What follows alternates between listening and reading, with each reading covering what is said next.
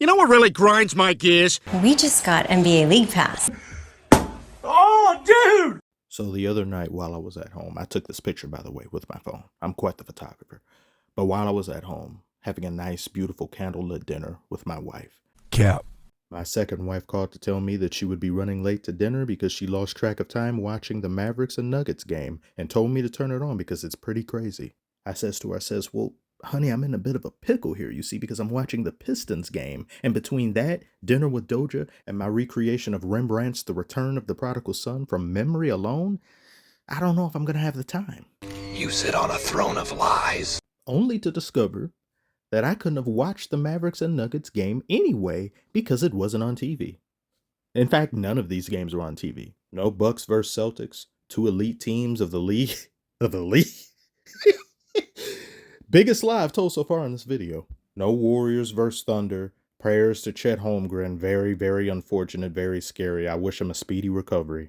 No Knicks versus Pacers, and no Suns versus Kings. Suns have looked damn good. I gotta make a video about them soon. My biggest disappointment is not seeing Mavericks versus Nuggets. Nikola Chamberlain will have a video soon as well.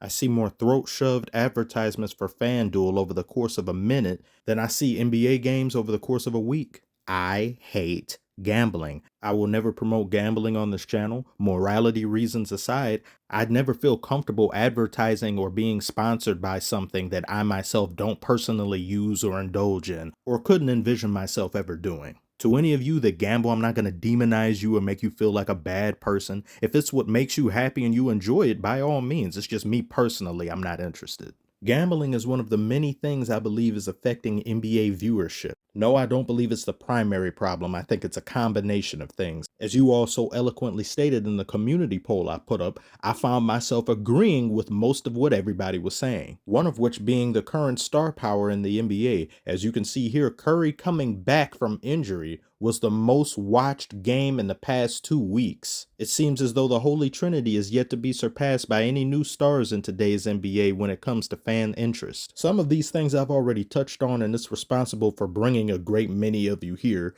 And if you hadn't guessed by now, yes, there will be a sequel to this. And I will feast upon the league's flesh as if it's my last meal. Some was in my throat, sorry. I again use my grandmother for example. She has qualms with streaming. She hails from a generation of people that simply picked up a remote and pressed a button to whatever channel they wanted to watch.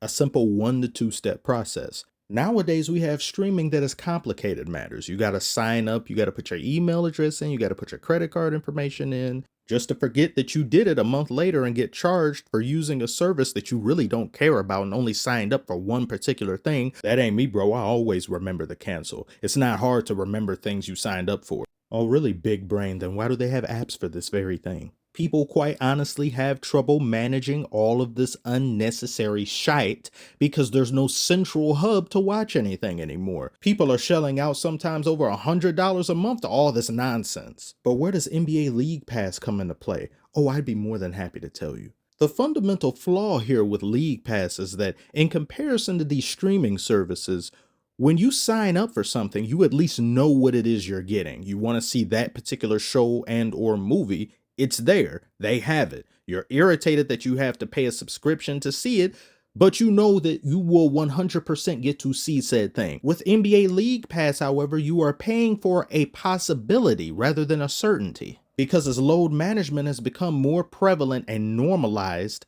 the chances of you seeing your favorite player have diminished. And it's not always the players making the decision themselves. The organization will make the decision for them and say, we don't want you to play this game and that game because we don't want you to get hurt, and have them sit or just not participate. And it's a growing laundry list of players. Next thing you know, it's become a proverbial dice roll as to whether or not you'll see a player that you want to see or multiple players that you want to see on different teams play for an extensive amount of time to justify your purchase. You'll probably say it's still a far more cost-efficient alternative than simply attending an NBA game in person, because why would I go somewhere else to pay hundreds of dollars to look like a clown when I can simply do so at home for $20? Until you really start thinking of the many negatives that comes associated with today's NBA. Watering down of the game, piss poor officiating, bubonic plague levels of load management running rampant throughout the league. Then you start to tally up the totals. NBA League Pass Premium with no commercials costs $22, so you'll still probably have commercials if you pay $15. And that has nothing to do with what I've heard people express in regards to the functionality of League Pass not being proper or not being worth it, when you can look at an illegal stream with as good quality, if not better, and it won't cost you $110 per year if you're actively looking at games for the majority of it. I don't know how an entity like the NBA, as big as they are, has issues with its app and can't be bothered to fix basic things. And their issue for fixing this is not fixing it at all, just blocking out more and more games that are available to people to see just by TV and any other means, so that they feel as though they have to go and sign up for League Pass because they're missing out on so many different games. You haven't given consumers a reason to buy League Pass when the players themselves have passed on the regular season. The NBA in-season tournament is a proverbial band-aid to help fix a problem they've been unable to come up with a solution for. You don't see the NFL adding an in-season tournament. The phrase, if it ain't broke, don't fix it, comes very much into play here. Basketball as a whole is probably always going to take a second seat to football because football is high up on the ladder of dopamine rushes. The very nature of the sport commands big time moments because they can happen at any point of the game, and the scoring possibilities of a team in an NFL can be far more detrimental to the opposition than in the NBA because there's simply far more inconsequential points in the NBA, and there always will be. The season isn't that long. 17 games are played between all 32 teams of the NFL. Every game is a must-win for players, and every game is a must-watch for fans. Not that the NFL hasn't had some ratings dips here and there, but a hell of a lot less so in comparison to the NBA. Illegal streaming affects every sport. But for the NBA, it seems far more prevalent than any other sport, and I think it's because of the reasons already expressed. If the regular season doesn't matter to the players, then why the hell should it matter to the consumer?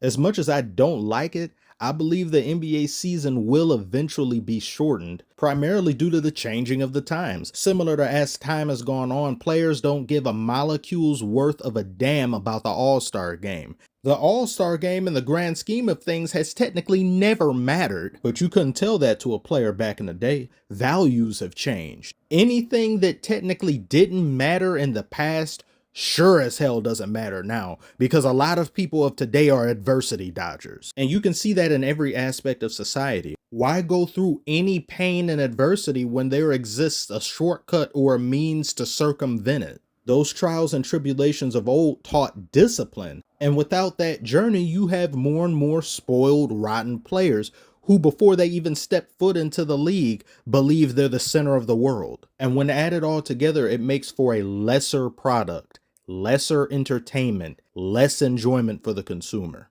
All the while, the consumer themselves have been coaxed into believing that 82 games is too long. There were plenty of things from back then that needed to be changed or augmented when it comes to just society in general that were clearly stupid and needed to be done away with. But far too many things are being done away with that shouldn't be.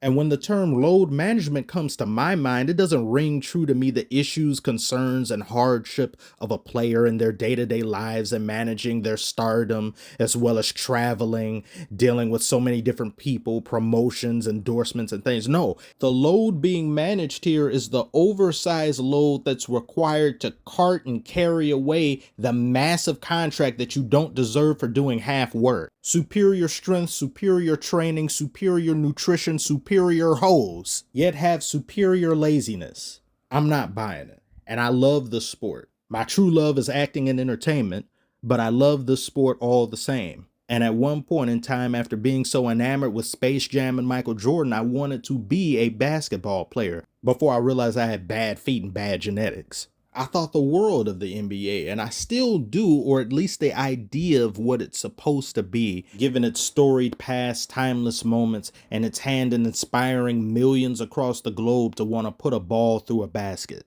As years have gone on, I've grown very cynical. I am quick to be more negative about some things than positive, but it's only because I care. It's only because I want to see the best product possible. And as of late, I don't believe the NBA has been giving me or any of you its best. And it certainly can and should, but only time will tell. However, I'm open to change and I'm very open to criticism, and I could be wrong about some things I've said. So you can tell me in the comments whether or not you agree. Thank you all so much for watching. Like and subscribe if you are new. I appreciate your time and consideration today, and I will see you all on the next one.